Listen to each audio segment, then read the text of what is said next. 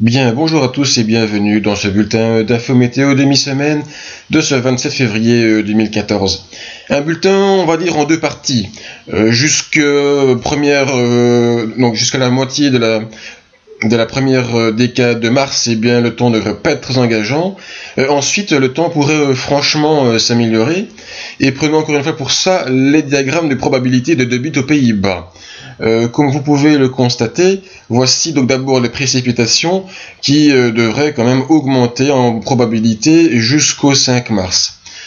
Ensuite, ces probabilités devraient diminuer, donc comme vous pouvez le constater, mais elles ne devraient pas être inexistantes. En tout cas, les probabilités sont telles qu'on voit encore les plages vertes et jaunes présentes, donc ça ne veut pas dire qu'il fera totalement sec, mais c'est vrai que nous avons 50% de chances d'avoir un temps sec pour, par exemple, le mardi 10 mars, ce qui est quand même déjà pas mal.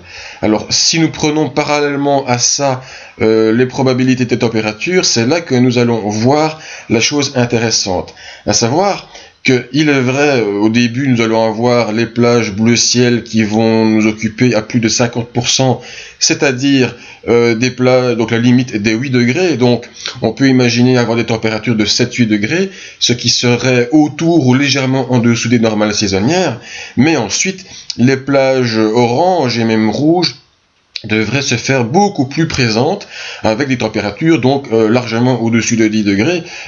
Cette limite que vous pouvez observer ici, c'est la limite des 10 degrés. Et donc on peut aisément deviner qu'on aura plus de 10 degrés et qu'on se rapprochait même peut-être des 15 degrés aux alentours donc de la période du 7 au 11 mars. Évidemment, nous sommes encore un petit peu loin pour confirmer tout ça. Mais ça, c'est les probabilités du modèle européen. Le modèle des États-Unis, lui, a exactement les mêmes grandes lignes, à savoir des températures d'abord légèrement autour de la ligne rouge, c'est-à-dire des normales saisonnières, et puis un véritable saut des températures après le 5-6 mars.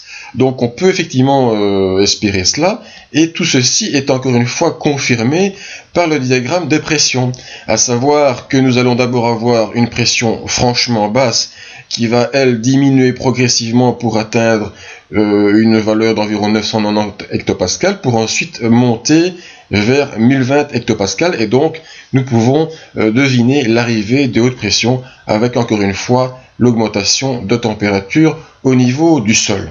Que va-t-il se passer dans les cartes ? Eh bien, voici là l'évolution. Donc, les dépressions actuellement, dans un premier temps, vont être obligées de se déplacer dans un flux, on va dire, d'ouest-nord-ouest, un petit peu ainsi, et plonger vers l'Italie. Pourquoi ? Parce que vous avez sur la Russie une haute pression qui bloque un petit peu le défilé des perturbations vers l'est. Ça, c'est pour la première partie de la prévision. Ensuite, que va-t-il se passer ? Eh bien, finalement, la haute pression des Açores va tout doucement pousser. Nous pouvons le constater. Donc, la dépression va progressivement s'évacuer et se combler, donc vers les Balkans. Et le vendredi 7 mars, on est quand même à 8 jours, eh bien, vous pouvez constater à quel point la haute pression va effectivement évoluer vers le continent. Et si nous continuons à mettre tout ça en mouvement, par exemple à 216 heures et à 240 heures, eh bien nous pouvons voir que nous sommes véritablement dans un régime anticyclonique. La haute pression se sera donc déplacée vers la Scandinavie avec un temps probablement bien sec et doux. Ça, c'est la version du modèle européen. Le modèle des États-Unis, lui, est peut-être un peu moins optimiste, car il ne voit pas l'anticyclone se développer aussi loin vers le nord-est, il voit une dorsale anticyclonique se développer ainsi, avec les dépressions toujours au nord, et éventuellement les queues de perturbations qui pourraient nous traverser. Cela étant dit, nous serions toujours dans un flux de sud-ouest très doux, et donc c'est le point commun entre le modèle européen et le modèle des États-Unis, c'est le flux de sud-ouest à long terme. Après, est-ce qu'il sera anticyclonique et sec ? Ou bien est-ce qu'il sera relativement anticyclonique mais parfois encore un petit peu humide? C'est là toute la question. Et il faudra évidemment un petit peu voir plus clair dans les prochains jours. Mais en tout cas, après environ 7 jours d'échéance, nous pourrons voir quand même une évolution relativement intéressante et assez favorable.